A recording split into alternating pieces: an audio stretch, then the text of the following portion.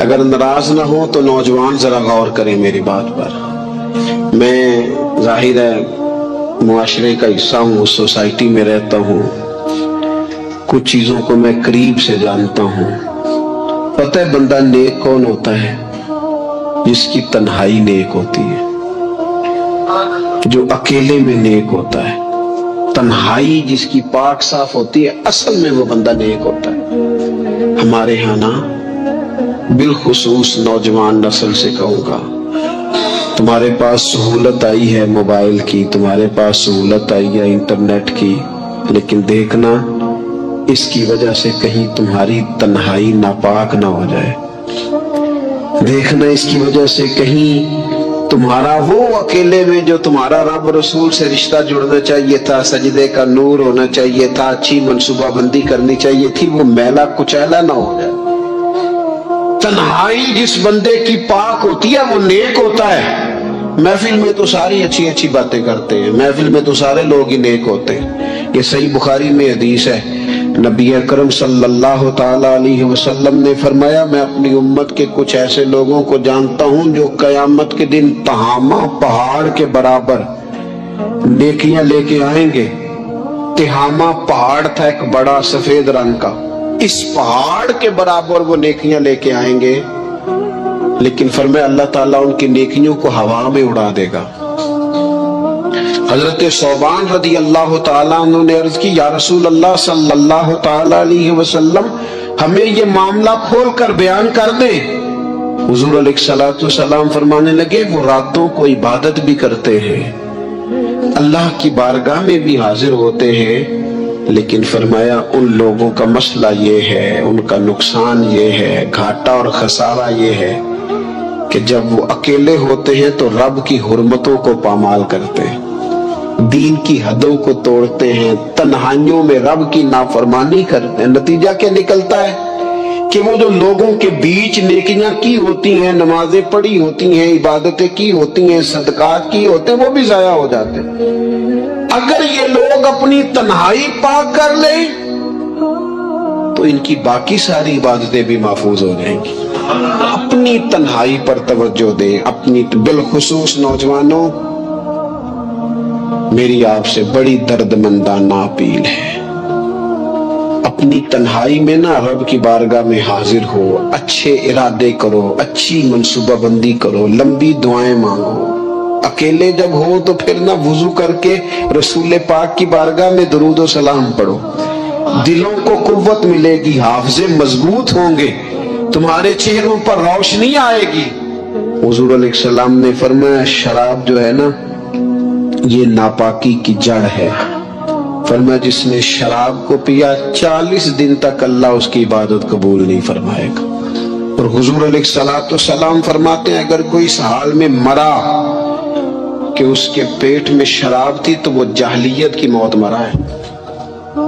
جس طرح جاہلیت میں لوگ مرتے تھے، مجھے بتائیے ایک دفعہ پیے تو 40 دن تک نماز قبول نہیں ہوتی، تو جو عادی ہو خدا را اپنے بچوں کی نگرانی کرے، اپنے دائیں بائیں غور کرے، یہ بہت بڑی مصیبت ہے۔ حضرت مولا علی شیر خدا فرمایا کرتے تھے دریا میں اگر شراب کا قطرہ گرے اور پھر وہ دریا خشک ہو جائے اور پھر نیچے سے گھاس اگائے اور پھر میرا گھوڑا اگر وہ گھاس کھا لے تو میں اس گھوڑے پر سواری بھی نہیں کروں گا۔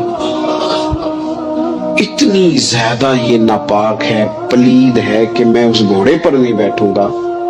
اس سے احتیاط کی جائے۔ اور پھر میرے نبی اکرم صلی اللہ تعالی علیہ وسلم نے فرمایا 3 طرح کے لوگ ایسے ہیں کہ ان کی نمازیں ان کے کانوں سے اوپر نہیں جاتی، اللہ تعالیٰ کی بارگاہ تک عرش تک پہنچنا تو دور کی بات، کانوں سے اوپر نہیں جاتی۔ 3 قسم کے لوگ ہیں۔ ایک تو حضور فرماتے ہیں بھاگ جانے والا غلام، اس دور میں لوگ غلام خریدتے تھے، تو بھاگ گیا، اس کی نماز کانوں سے اوپر تک نہیں جاتی۔ اور ایک حضور فرماتے ہیں ایسی عورت جو اس حال میں رات گزارے کہ اس کا خاوند اس سے ناراض تھا، تو اٹھ کے تہجد پڑھے یا عبادت کرے یا صلاۃ اللیل کرے، اس کی نماز اس کے کانوں سے اوپر نہیں جاتی۔ اور حضور علیہ السلام فرماتے ہیں ایسا امام کہ جو زبردستی امامت کرائے اور لوگ ان کی امامت کو پسند نہ کریں، ایسے شخص کی نماز بھی اس کے کانوں سے اوپر نہیں جاتی۔ اپنے اعمال صالحہ کو سنبھالیں، کوشش کریں ایسا کوئی کام نہ ہو جس سے ہمارے اعمال مقبولیت سے باہر نکلیں۔ یہ جو اللہ خیر کرے آج کے رسول نعت خاں میں ملے ہوئے ہیں، جو عشاء پڑھ کے آتے ہیں اور فجر سے پہلے پہلے واپس چلے جاتے ہیں، کوئی پتہ نہیں کیا ماحول ہے، ساری زندگی ہو گئی حضور سے عشق کرتے پر داڑھی نصیب نہیں ہوئی، یعنی کس قسم کا عشق ہے؟ جو عشق تو ہے اور سنت نہیں رسول اللہ کی، یہ ساری زندگی بیت گئی اور نصیب نہیں ہوئی۔ اب تو خیر پیر بھی بہت سارے مارکیٹ میں آ گئے، مولوی صاحب کی تھوڑی سی چھوٹی ہو تو ان کے پیچھے نماز نہیں ہوتی، تو پیر کی چھوٹی ہو تو بیعت ہو جاتی ہے۔ لیکن ہمارا معیار ہے نا جی، مولوی صاحب کی مسجد سے چھٹی ہو جاتی ہے، پیر صاحب کو کون نکال سکتا ہے گدی نشینی؟ ضرورت ہے کسی کی؟ اب تو پیروں کے بچوں کو لوگ شہزادے کہنے لگے، تو میں نے کہا اس کے ابے کو بادشاہ کہا کرے پھر، کیونکہ شہزادے تو بادشاہوں کے ہوتے ہیں۔ عجیب معیار بن گیا نا، اس کو بدلے۔ فقیری اور چیز کا نام، فقیری تو رسول اللہ کی غلامی کا نام ہے۔ اورنگزیب عالمگیر کے بارے میں اعلیٰ حضرت فاضل بریلوی رحمۃ اللہ لکھا ہے کہ اورنگزیب عالمگیر ایک دن بیٹھے تھے تو ایک بہروپی آ گیا، آگے کہنے لگا بادشاہ میں روپ بدل کے دکھاؤں گا، اگر آپ مجھے نہ پہچان سکے تو میں آپ سے انعام لوں گا۔ اورنگزیب کہنے لگے کہ میں کوئی ایسے ویسے ہی حکمران ہوں، ہمارے پاکستان کے حکمران تو کہتے ہیں مجھے تو سویرے پتہ چلا ہے کہ ملک میں کیا ہو رہا ہے، ہندی سویرے آنکھ کھلی ہے تو پتہ چلا ہے، نہ ادھر ادھر کی تو بات کر، یہ بتا کہ قافلہ کیوں لٹا، مجھے راہزنوں سے غرض نہیں تیری راہبری کا سوال ہے۔ کہتا جی مجھے سویرے پتہ چلا ہے، تو اتنا نابینا تھا تو تجھے آنے کی کیا ضرورت تھی؟ ہوش کرنا بھائی، اب تو حکمران ہے، تو خیال کر، معیار کو سمجھ۔ اورنگزیب سے بہروپیہ کہنے لگا روپ بدل کے دکھاؤں گا، اگر آپ نہ پہچان سکے تو انعام لوں گا۔ تو بادشاہ کہنے لگا تو زور لگا لے جتنا ہے، ایسا کوئی بہروپیہ ہے ہی نہیں جو مجھے دھوکہ دے سکے۔ مولا جیون کے شاگرد تھے نا اورنگزیب عالمگیر، صاحب تفسیرات احمدیہ کے، تو بادشاہ نے نا ایک دن کوئی ٹیچر بھرتی کرنے تھے، تو وہ بھی آ گیا بڑی ساری ٹوپی پہن کے، جس طرح جناح کیپ نہیں ہوتی آج کل، تو بڑی ساری ٹوپی پہن کے نا تو وہ بھی پہنچ گیا، ہاتھ میں چھڑی پکڑی ہے اور ویسٹ کو ٹچ کر بڑا اچھا تیار ہو کے آیا۔ بادشاہ سب ٹیچروں کے انٹرویو کر رہے تھے، جب اس کی باری آئی نا تو بادشاہ نے 10 روپے دیے، کہنے لگا یہ تیرا آنے جانے کا کرایہ ہے، میں نے تجھے پہچان لیا ہے، چل دوڑ جا۔ اس نے کہا کہ تو واقعی بڑا سیاح ہے۔ کچھ دنوں کے بعد نا بادشاہ نے کہا کہ میں نے سپاہی بھرتی کرنے، تو یہ بھی آ گیا۔ کو 2-3 مہینے کے بعد مونچھیں ذرا بڑی کر لی اور بال تھوڑے بڑھا لیے، سمجھنے کو اینک وینک لگا لی، روح بدل کے آیا۔ بادشاہ کے سامنے بہت سارے لوگ کھڑے ہوئے، جب اس کی باری آئی تو بادشاہ نے 10 روپے دیے، کہا میاں جا کوئی اور چکر چلا کے آ۔ بادشاہ جب سفر پہ جایا کرتے تو فقیر آیا کرتے تھے مانگنے والے۔ 2-4 مہینے کے بعد بادشاہ نکلا سیر کے لیے جانا تھا تو فقیر آ گئے، اس نے بھی نا منہ پہ سیاہی مال لی، کپڑے پھاڑ لیے، ہاتھوں میں کاسا لے لیا۔ بادشاہ نے باقیوں کو 5-5 دیے، اس کی باری آئی تو 10 دیے۔ کہا میاں یہ تیرا کرایہ آنے جانے، میں نے تجھے پہچان لی۔ اعلیٰ حضرت رحمۃ اللہ لکھا ہے اس کو۔ 2 سال بیت گئے بہروپیے کو روپ بدلتے، لیکن جب بھی وہ روپ بدل کے آتا بادشاہ پہچان لیتا۔ ایک دن بادشاہ جہاد کے لیے جا رہا تھا ہندوؤں کے ساتھ، ایک ریاست سے ٹکرانا تھا، ہزاروں کا لشکر اس کے ساتھ فوج کا، گرمی بڑی سخت تھی۔ بادشاہ ایک گلی سے گزر رہا تھا، ایک روڈ سے گزر رہا تھا، اس نے دیکھا کہ بہت پہاڑی ہے، اوپر لوگ چڑھ بھی رہے ہیں اتر بھی رہے ہیں، تو اس کے دل میں خیال آیا کہ ادھر کیا ہے۔ ایک آدمی سے پوچھا یہاں کیا ہے، اس نے کہا کہ وہاں نا اوپر ایک درویش بابا بیٹھے ہیں، لوگ اس سے دم کراتے ہیں، دعا کراتے ہیں، اللہ اللہ کراتے ہیں، نیک آدمی ہے۔ تو پرانے سارے لوگ اللہ والوں کو ماننے والے ہوتے ہیں۔ बादशाह कहने लगा मैं भी अच्छे काम जा रहा हूँ, चलो मैं भी दुआ करा। अब बादशाह लोग नाजुक मिजाज होते हैं, आपको पता है। बड़ी मुश्किल से पहाड़ी पे चढ़ा, ऊपर गया तो लाइन लगी हुई थी। कहा मैं औरंगजेब। उसने कहा जी हमारा बाबा अमीर गरीब का फर्क नहीं करता, मिलना है तो लाइन में लग जाओ। औरंगजेब लाइन में लग गया, 50 आदमी थे, थक गया, धूप बड़ी सख्त थी। नंबर आया, अत्ताहियात की हालत में बाबा जी के पास बैठा, हाथ चूमे, कहा हुजूर मैं जिहाद के लिए जा रहा हूँ। बाबा जी ने दुआ की, अच्छा जुब्बा पहना, दाढ़ी रखी, पगड़ी बांधी, दुआ की, नसीहतें फरमाई। और फिर फरमाया आखिर पे कि अगर तू जीत गया तो तकब्बुर न करना, हार गया तो मायूस ना होना। ये नसीहत है। औरंगजेब कहते हैं कि मैंने चंद सिक्के ना बतौर नजराना के बाबा जी के मुसल्ले के नीचे रखे, और जब मैं उल्टे कदम उतरने लगा तो बाबा जी रुमाल झाड़ के खड़े हो गए। कहने लगे आज नहीं पहचाना तुमने, कोई नहीं समझ आई आप। कहने लगे आज नहीं पहचाना, आज थोड़ी ना पहचाना, रख मेरा इनाम बनता है, रख इधर। बादशाह कहने लगा अल्लाह तेरा भला करे, तूने तो थका दिया, कहाँ चढ़ा हूँ कहाँ रुका हूँ, पसीना पैरों तक आ गया, पर चलो बात बन गई, तूने भाई कमाल कर दिया, औरंगजेब को धोखा दिया। बहरहाल बता क्या चाहिए। बादशाह ना सबसे कीमती हीरे अपने ताज में लगाया करते, सबसे कीमती हीरे। कहने लगा वो जो तेरे सर पे ताज है ना, उसके जो हीरे हैं वो चाहिए, 2 साल हो गए मेहनत करके, कीमती। बादशाह ने उसी वक्त ताज उतारा, उसके पैरों में रखा, तो कहने लगा ये तो तूने मांगा है ना मुंह से, मैं हाथ से वापस आता हूँ तो आना, मैं अपनी मर्जी से भी दूंगा। जुमले कह के बादशाह जब गार से उतरने लगा तो बहरूपिये ने आवाज दी, कहने लगा बादशाह जरा सुनना। बादशाह ने पलट के देखा, क्या हुआ? कहने लगा अपना ताज ले जा, मुझे जरूरत नहीं रही। उसने कहा बड़ा पागल है तू, 2 साल से जद्दोजहद कर रहा है, अब कहता जरूरत नहीं। उसने कहा ले जा, नहीं जरूरत। कहा क्या हुआ? था बहरूपिया पर खोल के रोया, इतना रोया कि चीखे मारने लगा। कहने लगा बादशाह मुझे तो समझ ही आ रही है, मुझे तो पता ही आज चला है। कहा क्या हुआ? कहने लगा मैंने झूठ मूठ नबी पाक का लिबास पहना था, झूठ मूठ हुजूर के तरीके पर चला था, झूठ मूठ का लिबास पहना है। तो तेरे जैसे बादशाहों के ताज मेरे कदमों में आ गई हैं। अगर मैं सचमुच मोहम्मद अरबी का गुलाम बनूंगा तो अल्लाह कितनी शान अता फरमाए, अगर सचमुच गुलामी करूंगा तो अल्लाह कितना।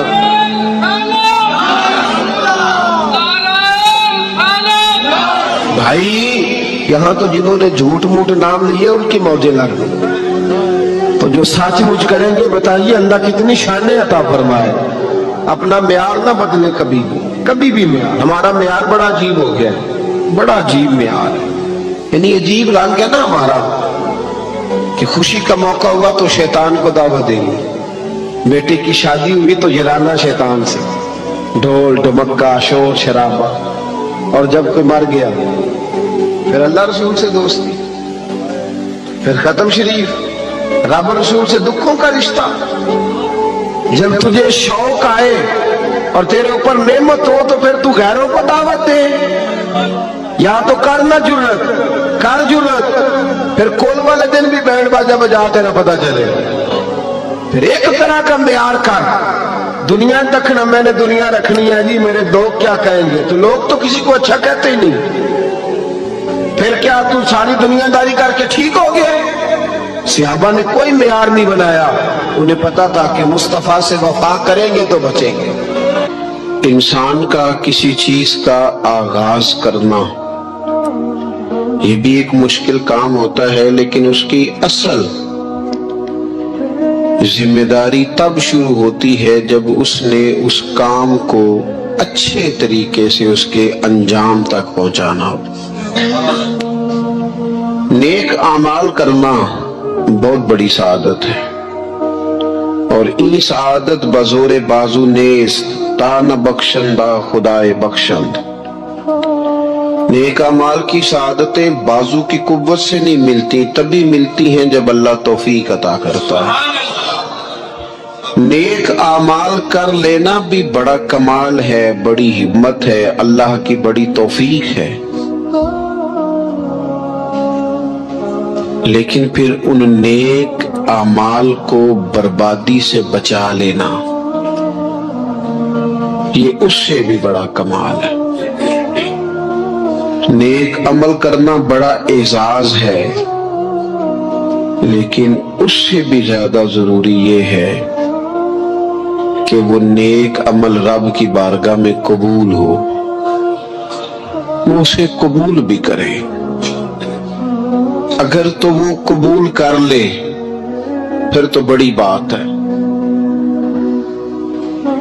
और अगर वो कबूल ना करे माज़अल्लाह, तो फिर बड़ी मेहनतें, बड़ी कोशिशें बाज़-औक़ात रायगां जाती हैं। कबूलियत शर्त है। वो कहा करते थे हजरत सादी के जिसे पिया चाहे सोई सुहागन, जिसे वो कह देना कि कबूल है, दरअसल उसी का कबूल है।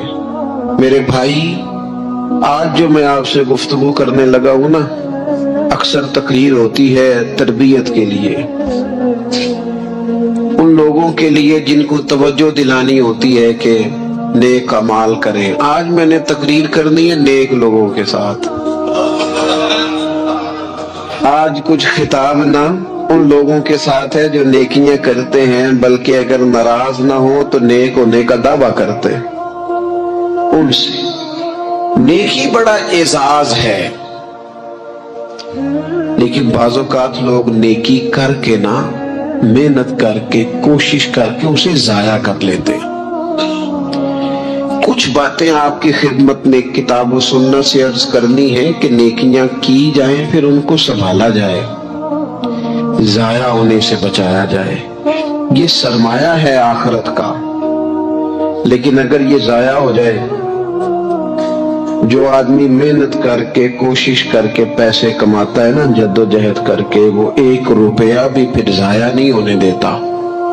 वो कहता है मेरी जमा पूंजी है, मैंने मुशक्कत बड़ी की है, कैसे जाया होने दो।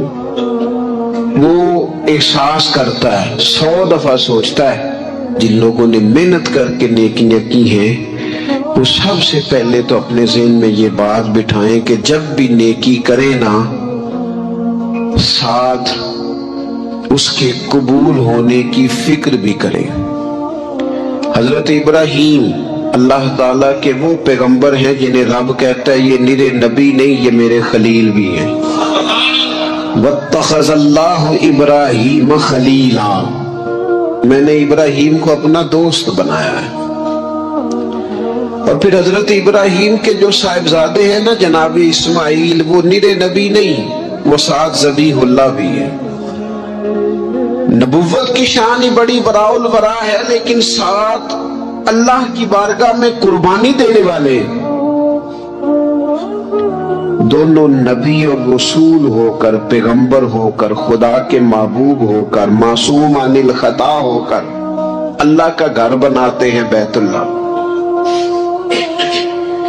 हजरत सैयदना इस्माइल अलैहिस्सलाम ईंटें उठा उठा के लाते हैं, जनाब इब्राहीम अलैहिस्सलाम उन ईंटों को लगाते हैं, काबे की दीवारें बुलंद हो रही हैं। पर रब फरमाता है नबी हो के काम कर रहे हैं, महबूब हो के काम कर रहे हैं, लेकिन बारगाह चूंकि बहुत बड़ी है, मालिक की शान बहुत बड़ी है, और चूंकि वो बेनियाज है ते बेपरवाह नाल यारी ला के पैंदे नी दुख सहने। चूंकि वो बेनियाज है, बेपरवाह है, नबी, पैगंबर, रसूल, महबूब, खलील, ज़बी होकर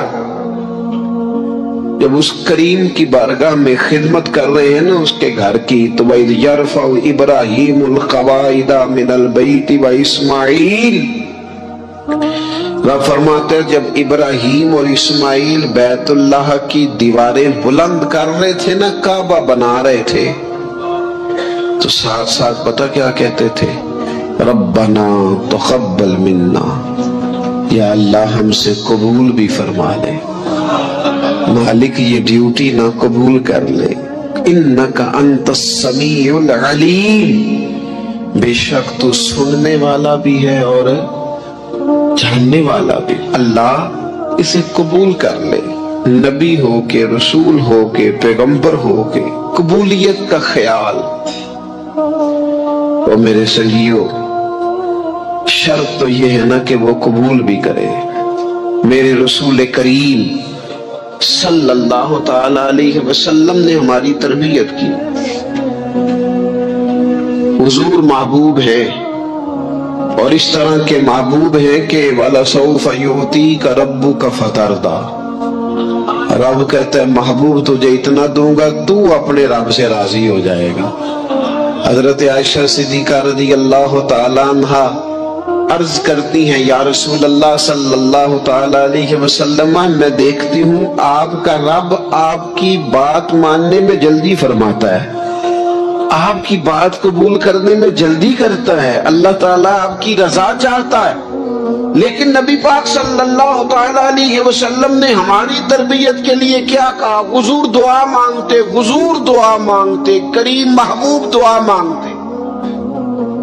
अमल करना और फिर बताना अल्लाह का फजल है जी, इतनी नमाजें पढ़ता हूँ, शुक्र है जी, इतनी सखावत करता हूँ, बड़ी बात है जी, फलानी जगह भी मेरा ताउन हासिल है, फलां जगह भी मैं खिदमत पेश करता हूँ। लेकिन मेरे दोस्तों, रसूल खुदा सल्लल्लाहु ताला अलैहि वसल्लम दुआ मांगते, इब्ने माजा में मौजूद है, कहते अल्लाहुम्मा इन्नी अस्अलुका, ऐ अल्लाह मैं तेरा महबूब हो के तुझसे सवाल करता हूँ, मैं तेरी बारगाह का सवाली हूँ। किस बात का? इल्मन नाफिया, इल्म देना पर नफे वाला देना।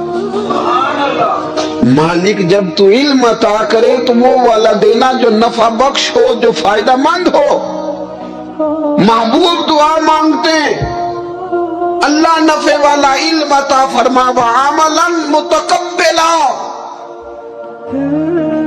और कायनात के रब मैं तेरा महबूब हो के तुझसे सवाल करता हूँ, वो वाला अमल करने की तौफीक देना जिसे तू कबूल फरमा ले, जो तेरी बारगाह में कबूल हो जाए। ये तालीम उम्मत के लिए कि ऐसा ना हो लोग अमल करें और उनका अमल उसकी बारगाह में कबूल ना हो। अल्लाहुम्मा इन्नी अस्अलुका इल्मन नाफिअ व अमलन मुतकब्बिला, मैं सवाल करता हूं तुझसे कि इल्म नफे वाला देना, अमल कबूलियत वाला देना, व रिज़्क़न तय्यबा, मालिक रिस्क जरूर अता फरमा पर देना पाकीज़ा, तय्यब, ताहिर, साफ सुथरा। अपनी जिंदगी में अपने आमाल की कबूलियत की फिक्र करना। हजरत अमीरुल मोमिनीन फारूक आज़म रज़ी अल्लाह ताला अन्हु ईद का दिन था तो रोने लग गए। मैं बड़ा हैरान होता हूँ कभी कभी कि दुनिया में तो मशहूर ये है कि उमर जलाली बड़े, किताबों में तो ये लिखा है कि उनका जलाल था, जमीन पे दुर्रा मारते थे तो वो जलजला खत्म हो जाता था। लेकिन कभी पलट के उनकी जिंदगी पढ़ो तो इतना रोया भी कोई नहीं जितना हजरत उमर रोए। आशिक दा काम भी ते रोना तोड़ा, ए बिनो रोयो नहीं मंजूरी। आशिक सदा ही रोंदा रहिंदा है, भावे वसल होवे भावे दूरी। घर में रो रहे थे, ईद वाला दिन था। घर वाली कहने लगी आप कोई मौका नहीं देखते, खुशी का मकाम है और आप ही बताते हैं कि खुशी के मौके पर खुशी की बात होनी चाहिए, आप रोने लग गए। फरमाने लगे भली मानस तो ठीक कहती है, आज ईद है, पर ईद तो उसकी है ना जिसके नमाज रोजे मालिक ने कबूल कर ली है। इसको वो कह दे तेरी तरावियां कबूल हैं, इसे वो कह दे तेरा कुरान पढ़ना सुनना कबूल है, इसे वो कह दे तेरी सहरी इफ्तारी कबूल है, उसकी ईद है। लेकिन मुझे तो अभी पता ही नहीं चला कि मेरी ये चीजें उसकी बारगाह आली मर्तबत में कबूल भी है कि नहीं। कबूलियत की फिक्र करना, कबूलियत का ख्याल करना, कबूलियत की बात करना, ہمارے استاد صاحب فرمایا کرتے تھے اور وہ رو پڑتے تھے یہ بات کرتے، فرمایا کرتے تھے میں دنیا کا وہ خوش نصیب آدمی ہوں جس کے استاد دنیا میں اس سے راضی گئے۔ فرماتے تھے میں وہ خوش بخت آدمی ہوں جس کے مرشد دنیا سے جب گئے تو مجھ سے راضی گئے، اور کہنے لگے میں خوش نصیب آدمی ہوں جس کے والد دنیا سے گئے تو دعائیں دیتے گئے، اور میں وہ خوش بخت آدمی ہوں کہ ماں جب جا رہی تھی تو میں اس کے پیروں میں بیٹھا تھا۔ میں وہ خوش نصیب ہوں۔ فرماتے تھے اماں جب دنیا سے تشریف لے گئی تو مجھ سے راضی تھی۔ فرماتے مجھے لگتا ہے، مجھے کرم پر امید ہے کہ رب رسول بھی مجھ سے راضی ہو جائیں گے، مجھے لگتا ہے۔ یہ جو قبولیت ہے نا، قبولیت کہ وہ قبول کر لے، وہ قبول کر لے تو پھر تو بڑی بات ہے، لیکن اگر قبولیت نہیں تو پھر تو بھئی بڑے لوگ ہیں، بڑی باتیں ہیں، بڑے اعمال۔ اپنی زندگی میں کوشش کریں کہ ایسے اعمال کیے جائیں، ایسے کاموں کو کیا جائے جن سے نا وہ قبول کر لے، کچھ چیزیں وہ قبول کر لیتا ہے۔ اچھی نیت میں لپیٹ کر عمل کیا جائے تو قبول ہے، اور عمل کر کے نا پھر اس سے ڈرا جائے تو پھر قبول ہے۔ پھر خوف کیا جائے کہ چونکہ بارگاہ بڑی ہے تو پھر قبول ہے۔ حضرت سعدی رحمت اللہ نے لکھا ہے کہ ایک درویش کہتا ہے کہ میں نے دیکھا کہ کعبے کا میں طواف کرنے گیا تو رات کے وقت ایک شخص پتھر پہ سر رکھ کے روتا ہے اور کہتا ہے مالک مہربانی کرنا، میں نے 40 سال تیری ڈیوٹی کی ہے، میری کو 2-4 دن کی قبول کر لینا، میں نے 40 سال تیری نوکری کی، قبول فرما لینا، قیامت میں رسوا نہ کرنا۔ وہ شخص کہتے، بزرگ کہتے میں سمجھا کو بڑا گناہگار ہے، تو میں جا کے اسے تسلی دیتا ہوں، میں کہتا ہوں کوئی نہیں فکر نہ کر، اللہ بڑا کریم ہے، کوئی بڑا گناہگار ہے، رو رہا ہے۔ کہتے ہیں جب میں قریب گیا اور میرے قدموں کی آہٹ اس بزرگ کے کانوں تک گئی اور انہوں نے سر اٹھایا تو میں تو تڑپ گیا۔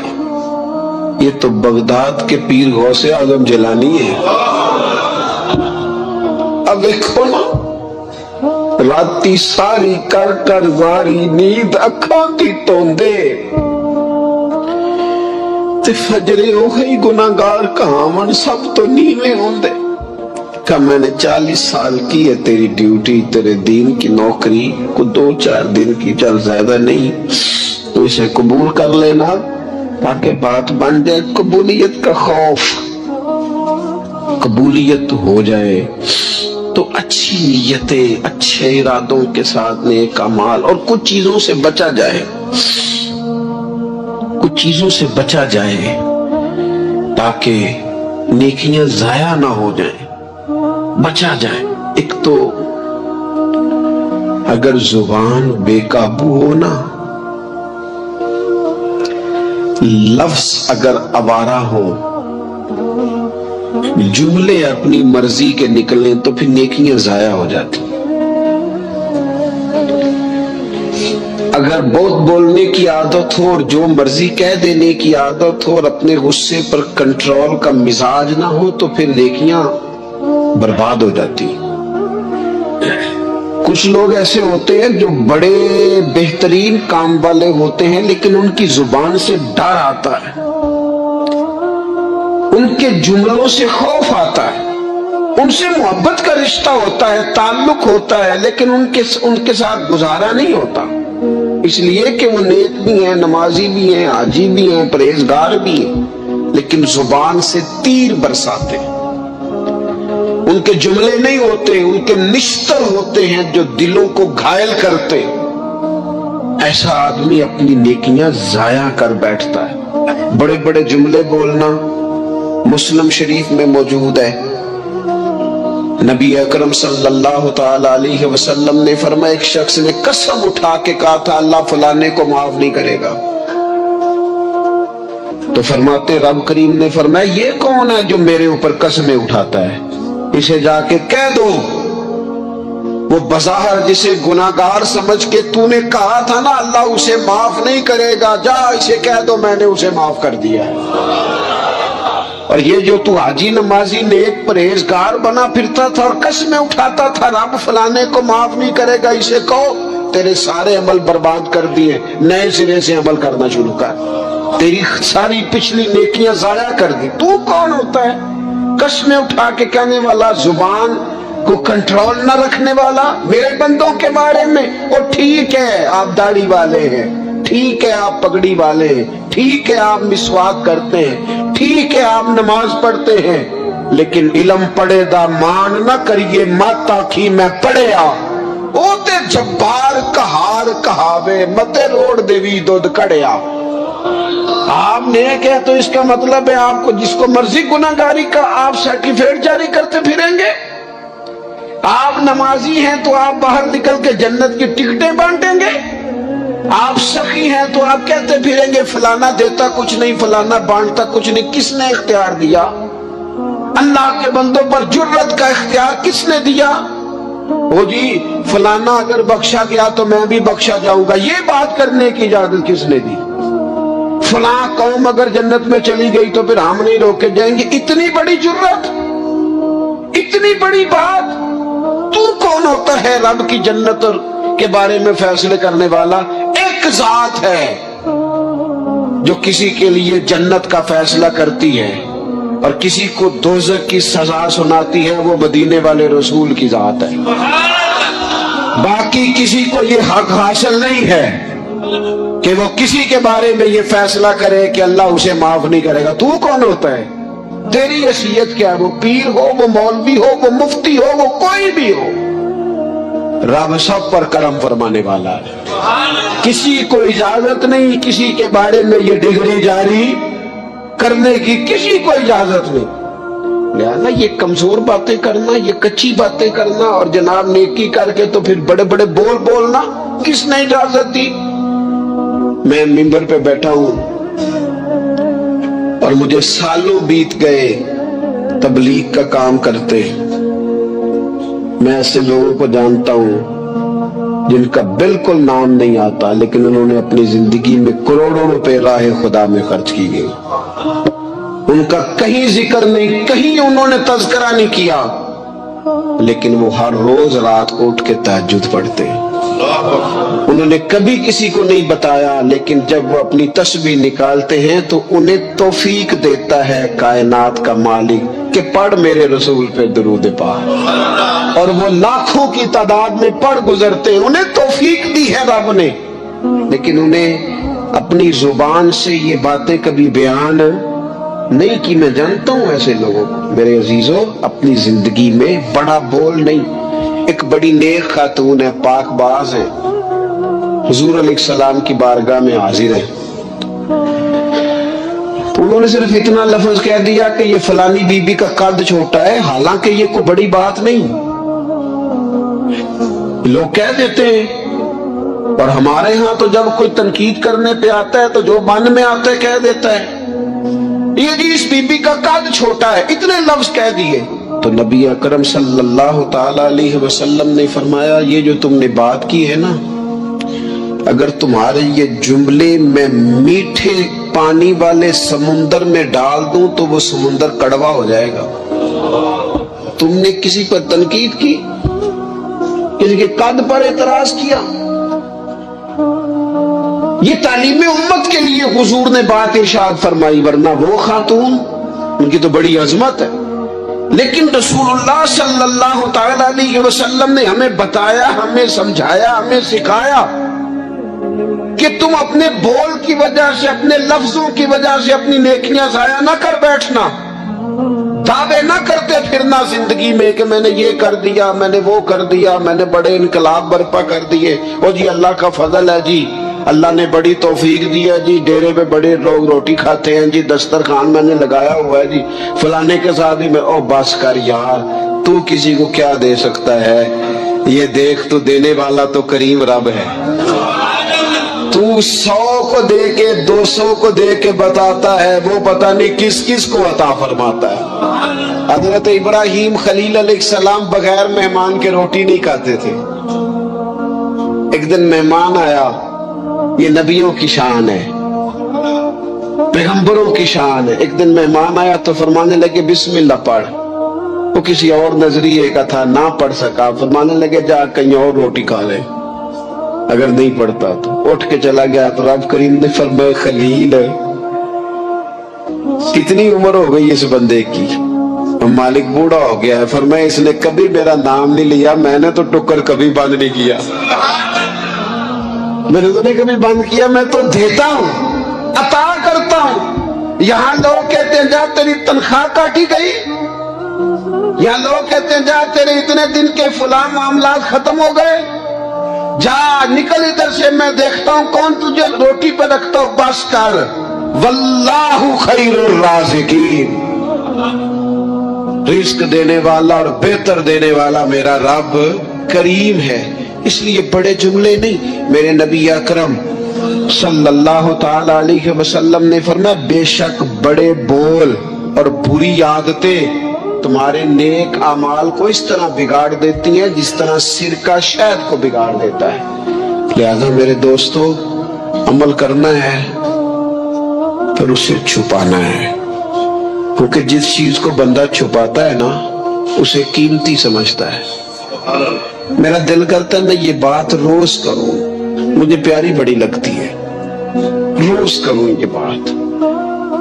पाक रसूल की पाक औलाद, इज्जत वाले नबी का इज्जत वाला घराना, इमाम ज़ैनुल आबिदीन, इतने इतने मोटे मोटे पुष्ट पर निशान थे, मोटे मोटे। गुस्ल दिया जा रहा था तो सारी कमर मोटे मोटे दाग। आजकल पीर का चेहरा भी नूरानी होना बड़ा जरूरी है ना, नूरानी होना। और हजरत बिलाल भी बड़े ही पीर हैं, अगरचे हबशी नस्ल हैं पर बड़े पीर हैं। लिहाजा ये कुछ चीजें ऐसी हैं जो लोगों ने अपनी मर्जी से तय कर ली है। इसमें शक नहीं कि हुजूर ने फरमाया है कि जिसे देख के रब याद आए वो अल्लाह का वली है, लेकिन सिर्फ गोरे रंग देख के रब याद नहीं आता, रंग सावला भी हो पर रब के अनवार बरस रहे हो तो रब याद आ ही जाता है। तो मेरे दोस्त, ये जरा बात को समझना और इसे याद रखना। इतने इतने मोटे पुष्ट पर निशान, गुस्ल दिया जा रहा है। तो लोगों ने बेटे से पूछा ये हजरत साहब को क्या है? तो वालिद वहां आराम फरमाए हैं जहां गुस्ल दिया जा रहा है। तो इमाम बाकर रो पड़े, कहने लगे मेरे अब्बा जी ना अपनी पुश्त पर थैले रख के ना अनाज के, किसकी बात कर रहा हूं? हुसैन इब्ने अली के बेटे, करबला में बचने वाले मेरे इमाम के एक साहबजादा पुश्त पर बोरियां रख के गरीबों के घरों में पहुंचा के आते। वो साहबजादा साहब आप कहाँ होते थे? फरमाते मैं कहता था मैं ना दे आऊं। फरमाते थे नहीं, अगर तू देने जाएगा तो उस गरीब का मुझे नाम भी बताना पड़ेगा जिसको मैं लंगर देता हूं। ये मेरा मेरे रब का राज है, मैं उस माड़े बंदे को रुसवा कर दूं जिसकी सिर्फ बेटियां ही बेटियां,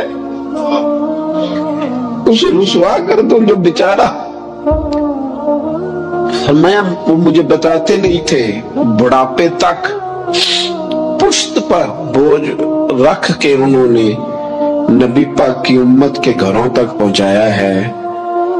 मेरे अस्सा फरमाया करते थे किसी की बेटी की शादी करानी है फिर खुद नहीं शादी पे जाना। हुजूर क्यों? फरमाने लगे बच्ची का बाप तो मौसम के पीछे ही भागता रहेगा, खुद ना जाना, बस ठीक है पीछे पीछे रहना, सामने ना आना, पीछे। मेरे दोस्त कभी भी कोई बड़ा बोल नहीं, इससे नेकियां। और फिर एक और बात, दिल अगर साफ ना हो تو بھی मालिक नेकियां कबूल नहीं करता। पाक होवे ते पाक ही मिलदा ही, ते बिना पाकों पाक नहीं मिलदा। ए सारे वजूद दे धोण दे नालों इक्को धोला टुकड़ा दिल दा। ये जो पाकीज़गी है ना दिल की, ये ना हो तब भी नेक अमाल उसकी बारगाह में कबूल नहीं होते। नेक अमाल की कबूलियत के लिए दिल का साफ होना, कुशादा होना, खुला होना, ये भी जरूरी है। दिल में बोझ हो, अदावत हो, असद हो, लोगों के लिए कीना भरा हुआ हो और अमाल कबूल हो जाए ना। उस करीम के कुछ फैसले हैं, वो अमाल की कबूलियत के आदाब बताता है। वो कहता है मेरी मर्जी से करोगे तो मैं कबूल करूंगा। हदीस पाक आपको सही मुस्लिम में मिलेगी। नबी पाक सल्लल्लाहु ताला अलैहि वसल्लम फरमाते, सोमवार और जुमेरात वाले दिन लोगों के आमाल अल्लाह की बारगाह में पेश किए जाते। दो मुसलमानों के, दो भाइयों के आमाल रब की बारगाह में पेश किए जाते हैं। आमाल हैं, नेक अमाल है, नेकी है, नमाज है, रोजा है, हज है, ज़कात है, सदकात है।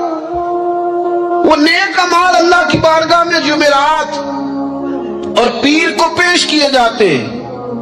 रब करीम फरमाते ठहर जो जरा, इनके अमाल को रोक दो। या अल्लाह क्यों? फरमाए इसलिए कि इनके आपस में ना दिलों में नफरत है, घुटन है, अदावत है। इनको जरा मोहलत दो, ये पहले सुलह कर लें, फिर इनके अमाल भी कबूल कर लेंगे। कि ना अदावतें पाली हुई हैं, अपने दिलों के अंदर घुटन पैदा की हुई। इख्तलाफ कहाँ नहीं होता, लेकिन नफरतें पैदा कर लेना। क्या जुर्म किया है भाई ने, कौन सा कुफ्र कर बैठे हैं रिश्तेदार, कौन सी ऐसी बात निकल गई है जो जिंदगी के नाते तोड़ के बैठ गए हम। रब कहता है नहीं कबूल होंगे अभी इसके अमाल, रोक दो जब तक ये आपस में सुलह न कर ले। मस्जिद में भी पाबंदी से आओ, फजर की जमात भी नहीं छूटनी चाहिए, जुमे वाले दिन भी वक्त पे आओ। लेकिन अगर कबूलियत करानी है तो 20 मिनट निकाल के ना उस रिश्तेदार के घर भी चले जाओ जिससे नाराजगी चल रही है। थोड़ा सा ना उधर भी एक चक्कर लगाओ, इसलिए कि वो कहता है कबूल ही तब करना है, पहले ये वाला काम कर। लेकिन अंदर अदावत से भरा हुआ हो, सीना भूख से भरा हुआ हो, तो फिर उसकी रोशनी में जो अमाल किए जाएं वो कबूल नहीं होते। कुरान मजीद फुरकान हमीद ने एक और वजह भी बयान की है, फरमाया नहीं कबूल करेंगे। इमाम शाफी से एक बंदे ने कहा मेरा दिल करता है मैं कुछ लोगों पर खर्च करूं, पर मुझे मुस्तहिक बंदा नहीं मिलता। तो इमाम साहब हंस पड़े, कहने लगा जी आप हंसे क्यों? फरमाने लगे तो जो कुछ अल्लाह ने तुझे दिया है तू उसका मुस्तहिक था, तू हकदार था। जब रब ने तुझे बगैर हिसाब दिया है तो तू अल्लाह के बंदों को टटोलता फिरता है। तू कहता मैं पता करूं ये हकदार है कि नहीं, और तू उसके रास्ते में बेहिसाब दे, रब भी तुझे बेहिसाब ही अता फरमाएगा। तू ढूंढता और टटोलता फिरता है। कुरान मजीद ने कहा बड़े बड़े सदके देने वालों, खैरात करने वालों, अल्लाह के रास्ते में खर्च करने वालों, एक बात का ख्याल रखना, तुमने दिया बंदे को है पर दिया है अल्लाह की राह में, अल्लाह की रिजा के लिए। या अय्युहल्लज़ीना आमनू ला तुबतिलू सदक़ातिकुम बिलमन्नि वल अज़ा। ऐ ईमान वालो अपने सदके जाया न कर लेना। और ये कुरान मजीद के लफ्ज हैं। किस तरह? बिलमन्नि वल अज़ा, फरमाया एहसान जतलाकर और तकलीफ देकर। अपने सदकात जाया न कर लेना, अपनी ज़कात जाया न कर लेना, अपने फितराने जाया न कर लेना। बिल मन्नी वल अज़ा, ये जो दो जुमले हैं कुरान मजीद के, ये इस उन्वान पर हरफ़े आखिर है। जब बंदा किसी को एहसान जतला देता है तो तकलीफ खुद ब खुद हो जाती है। बिल मन्नी वल अज़ा, तुम ना एहसान जतला कर, वल अज़ा और तकलीफ देकर अपने सदकात को जाया न कर देना, एहसान न जतलाना। तुम्हारे सदर शरिया बदरू तरीका मौलाना अमजद अली साहब आज़मी रहमतुल्लाह लिखा है, अगर तुम्हारे भाई अलहदा है और तुम वो कमजोर हो गया, उसे ज़कात लगती है। बहन गरीब नहीं है, माड़ी है, उसे ज़कात लगती है। मामू में, चाचुओं में, इधर उधर अगर कोई गरीब है करीबियों में और मुस्तहिक है ज़कात का, तो फरमाते हैं उसे बताओ ना कि मैं तुम्हें ज़कात दे रहा हूं। उसके घर जाओ, उसे कहना ये मेरी तरफ से बच्चों के कपड़े ले लेना। उसे कहना ये पैसे मेरी तरफ से बच्चों की ईदी है, मिठाई का कह के दे आओ। उसे बताना ना, क्यों कि उसे तकलीफ होगी। एहसान जतलाकर तकलीफ ना दो, माड़ा तो पहले बड़ी तकलीफ। गरीबी ने तो बजाते खुद बड़ी आजमाइश पैदा कर दी है। सब रोगां दा रोग मुहम्मद जिसदा नाम गरीबी। कंड बला के लंघ जाते ने रिश्तेदार करीबी, ये तो बजाते खुद एक आजमाइश है। मजीद तकलीफ ना दो किसी को। एहसान जतलाते हो, बताते हो, फोटोबाजी करते हो, दावे करते फिरते हो। सुने, सही मुस्लिम में हदीस है, नबी अकरम सल्लल्लाहु ताला अलैहि वसल्लम ने इतना सख्त हुक्म बयान फरमाया। हुजूर फरमाने लगे, अल्लाह ताला कयामत के दिन 3 किस्म के लोग ऐसे हैं, ना उनसे कलाम करेगा, ना उन्हें पाक फरमाएगा, ना उनकी तरफ निगाह ही करेगा। या रसूल अल्लाह सल्लल्लाहु ताला अलैहि वसल्लम जल्दी बताइए ये कौन है? तो हुजूर फरमाने लगे, एक वो शख्स जो तकब्बुर के तौर पर, दिल में तकब्बुर हो, तकब्बुर के तौर पर अपनी तहम्मत को या अपनी शलवार को टखनों से नीचे लटकाए कि पता चले मेरे पास बड़ा कपड़ा है, तकब्बुर के तौर पर। दूसरा, हुजूर अलैहिस्सलातु सलाम ने फरमाया झूठी कसमें खाने वाला बंदा।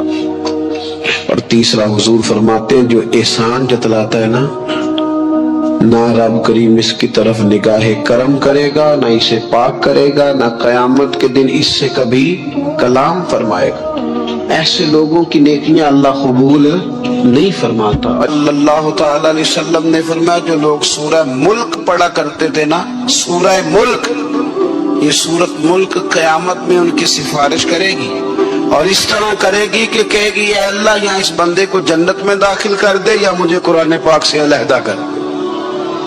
तो रब फरमाएगा जा इसका दामन थाम के उसे जन्नत तक पहुंचाया। आप बात को समझिए, जब आपके ताल्लुकात अपने मामलात के साथ मजबूत होंगे, ये नबी करीम ने वादा किया है कि तू सूरत वाक़िया पढ़, तेरे घर में फाका नहीं आए।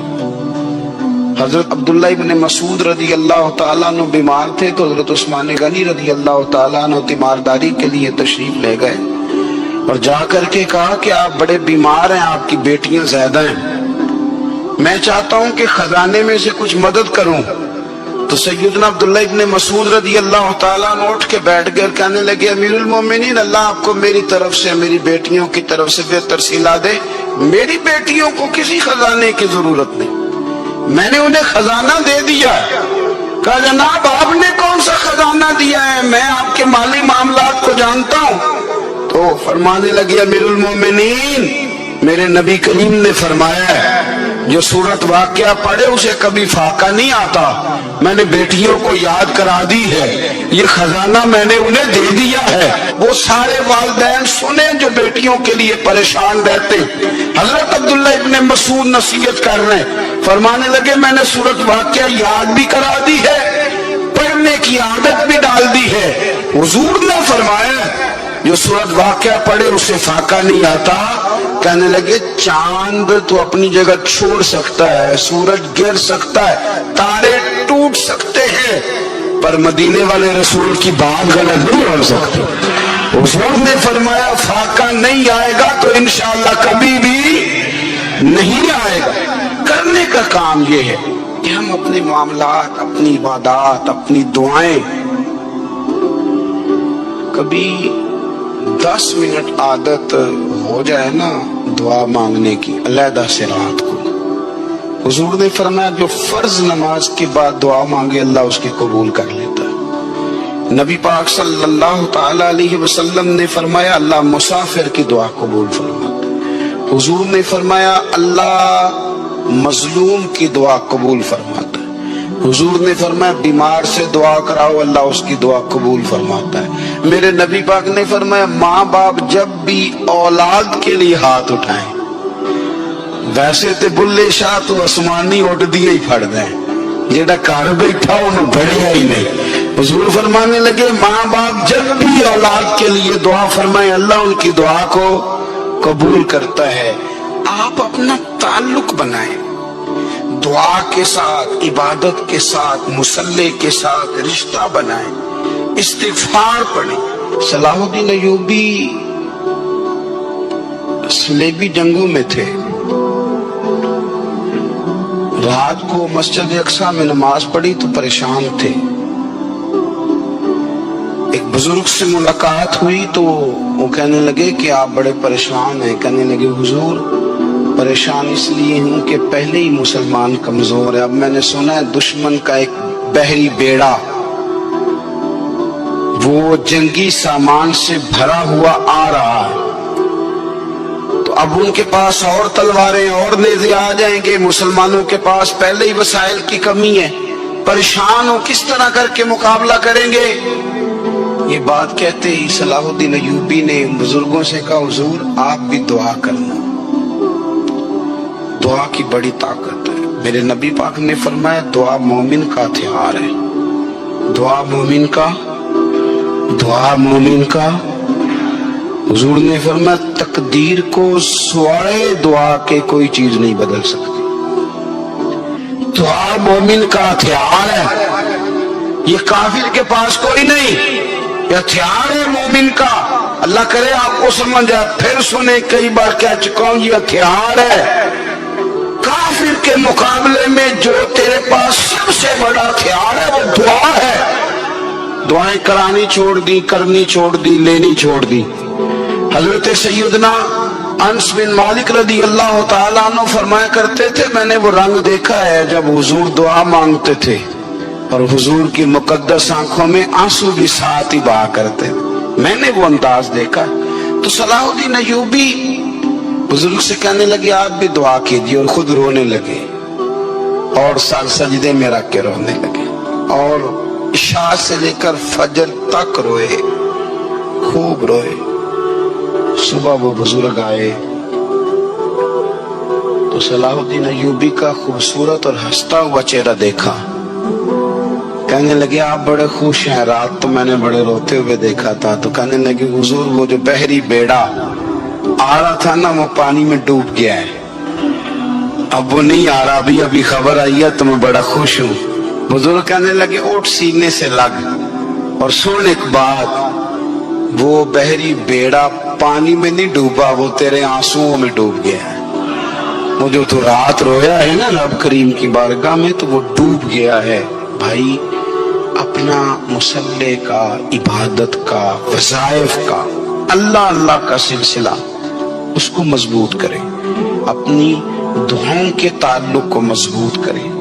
دعائیں بڑے انقلاب برپا کر دیتی ہیں۔ ہم تھوڑے تھوڑے نا جب سے خشک ہوئے ہیں نا، خشک، اور میری تو جماعت ہی صوفیاء کی جماعت تھی، ہم تو داتا علی اجمیری کی جماعت سے، ہم تو خواجہ اجمیری کی جماعت سے، ہم تو شیخ احمد فاروق سرہندی کی جماعت سے، ہم تو صوفیاء کی جماعت۔ ہماری جماعت نے بھی وہ تعلق جو ہمارے بزرگوں نے بنایا تھا۔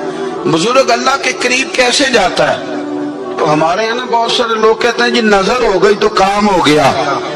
بھائی جو بخاری مسلم میں طریقہ ہے نا اللہ کا قرب پانے کا وہ تو نفل ہے۔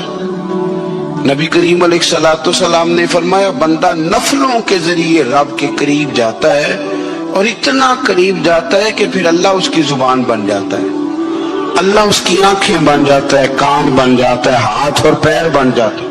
تو یہ تو عبادت ہے، یہ تو اللہ کی بارگاہ کی حاضری ہے جو آپ کو اللہ کے قریب کرے گی۔ تو اپنے نماز کو اہمیت دے کے ادا کریں، نمازیں موبائل بند کر کے ادا کریں۔ دیکھیں نا کچھ لوگ کہتے ہیں مجھے ٹائم نہیں ملتا نماز کا، تو میں کہتا ہوں یہ آپ نے بڑی جرات کی بات کی ہے۔ مجھے کو میرا پیر بھائی کہہ دینا میرے پاس ٹائم نہیں آپ کو ملنے کا، تو میں کہتا ہوں آج کے بعد آنا ہی نہ۔ تو کیا سمجھتا ہے تو بہت بڑا آدمی ہے، تیرے پاس ٹائم نہیں ہے اور ہمیں ملنے کا ٹائم موج کا؟ تو آپ نے اللہ رسول کو ہی کہہ دیا ٹائم نہیں۔ اور عجیب فلسفہ ہے نا، کہا جائے نماز پڑھنے آؤ تو کہتے کپڑے ٹھیک نہیں۔ ایک لڑکا تھا، نام تھا علی۔ وہ بہت نیک تھا، نماز پڑھتا تھا اور ہمیشہ سچا رہنے کی کوشش کرتا تھا۔ ایک دن علی اکیلا کمرے میں بیٹھا تھا۔ فون پر اسے ایک غلط چیز دیکھنے کا موقع ملا۔ شیطان نے دل میں کہا، کوئی نہیں دیکھ رہا، دیکھ لے۔ علی نے کچھ پل سوچا، پھر خود سے کہا، لوگ نہیں دیکھ رہے لیکن اللہ دیکھ رہا ہے۔ وہ ترنت فون بند کر دیتا ہے، وضو کرتا ہے اور نماز پڑھنے لگ جاتا ہے۔ نماز میں اس کی آنکھوں سے آنسو نکل آتے ہیں۔ وہ کہتا ہے، اے اللہ، مجھے برائی سے بچا لے، میں تجھ سے ڈرتا ہوں۔ کئی دن گزر گئے۔ ایک دن اس کے دوست نے پوچھا، تیرے چہرے پر اتنا سکون کیوں ہے؟ علی مسکرایا اور بولا، کیونکہ جب میں اکیلا تھا میں نے گناہ نہیں کیا، اللہ نے میری تنہائی کو نور سے بھر دیا۔ حدیث، رسول اللہ نے فرمایا، جو تنہائی میں اللہ کو یاد کرے اور اس کی آنکھوں سے آنسو نکل آئے، اللہ اسے اپنے عرش کے سائے میں جگہ دے گا۔ بخاری شریف۔